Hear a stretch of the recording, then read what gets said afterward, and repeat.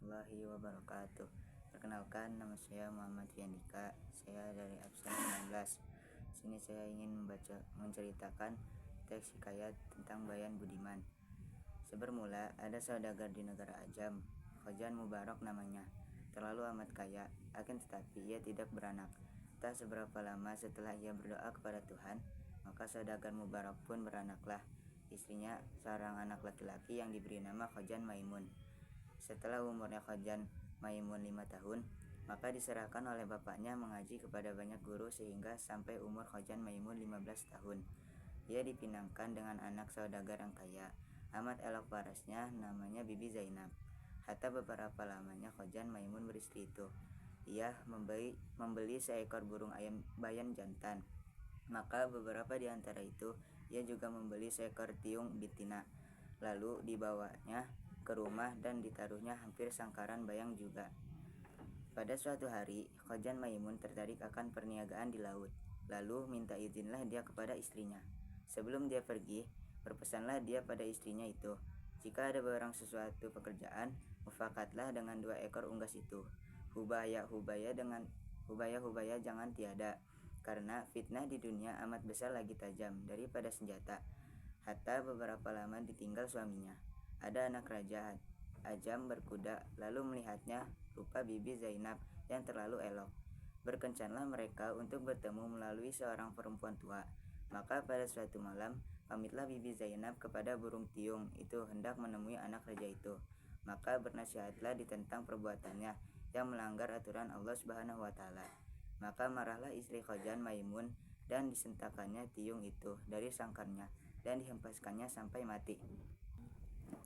Lalu Bibi Zainab pun pergi mendapatkan Bayan yang sedang berpura-pura tidur. Maka Bayan pun berpura-pura terkejut dan mendengar kehendak hati Bibi Zainab pergi mendapatkan anak raja. Maka Bayan pun berpikir, bila ia menjawab seperti tiung, maka ia juga akan binasa. Setelah ia sudah berpikir demikian itu, maka ujarnya, aduhai Siti yang baik paras, pergilah dengan segeranya mendapatkan anak raja itu. Apapun hamba ini haraplah Tuhan. Jikalau jahat sekalipun pekerjaan Tuhan, insya Allah di atas kepala hambalah menanggungnya. Baiklah Tuhan, sekarang pergi, karena sudah dinanti anak raja itu.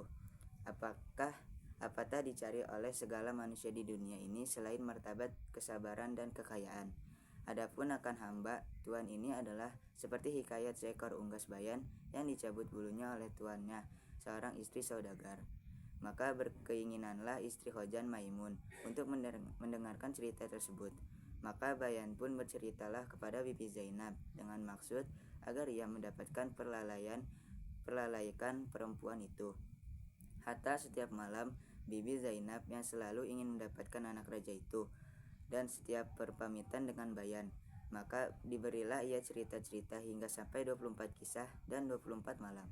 Burung tersebut bercerita hingga akhirnya Bibi Zainab pun insaf terhadap perbuatannya dan menunggu suaminya Khojan Maimun pulang dari rantauannya.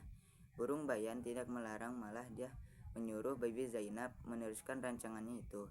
Tetapi dia berjaya menarik perhatian serta melalaikan Bibi Zainab dengan cerita-ceritanya. Bibi Zainab terpaksa menangguh dari satu malam ke satu malam pertemuannya dengan putri raja. Begitu pula seterusnya, sehingga Khojan Maimun pulang dari pelayarannya. Bayan yang bijak bukan sahaja dapat menyelamatkan nyawanya, tetapi juga dapat menyekat istri tuannya daripada menjadi istri yang curang. Dia juga dapat menjaga nama baik tuannya serta menyelamatkan rumah tangga tuannya. Antara cerita Bayan itu ialah mengenai seekor bayan yang mempunyai 3 ekor anak yang masih kecil. Ibu bayan itu menasihatkan anak-anaknya supaya jangan berkawan dengan anak cerpelai yang ditinggal berhampiran. Ibu bayan telah bercerita kepada anak-anaknya tentang seekor anak kera yang bersahabat dengan seekor anak saudagar. Pada suatu hari mereka berselisih paham. Anak saudagar mendapatkan luka di tangannya. Luka tersebut tidak sembuh, melainkan diobati dengan hati kera. Maka saudagar itu pun menangkap dan membunuh anak kera itu untuk mengobati anaknya.